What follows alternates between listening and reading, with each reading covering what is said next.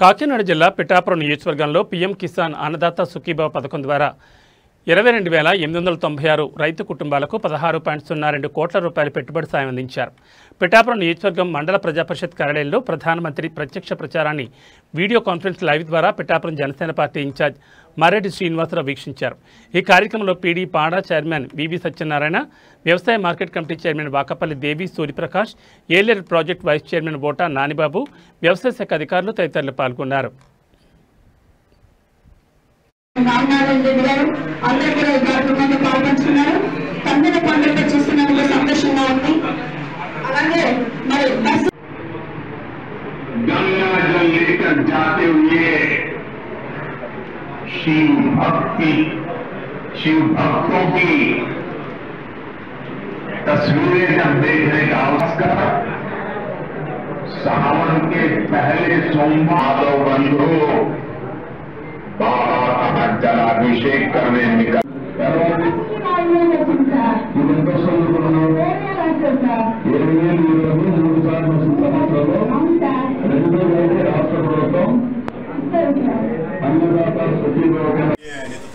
ఈ ప్రభుత్వంలో నారా చంద్రబాబు నాయుడు గారు ముఖ్యమంత్రి ఈ ప్రభుత్వంలో ఒక్కొక్కటిగా హామీ అమలు చేస్తున్నారు.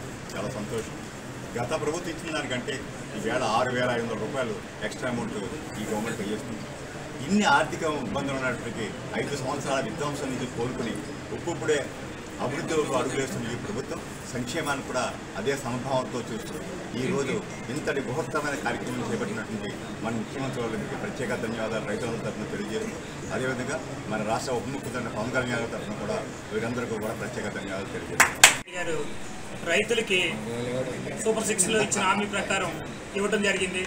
మీరు చూసారు, డబుల్ ఇంజిన్ సర్కార్ వచ్చిన తర్వాత రాష్ట్రంలోని కేంద్రంలోని ఒకే సర్కార్ ఉండడం వల్ల ఈ రోజున రైతులకి గత ప్రభుత్వం 7,000 ఇచ్చేది ఇప్పుడు ఈ ప్రభుత్వం రాష్ట్ర ప్రభుత్వం 14,000 చేసింది, అంటే డబల్ అయింది.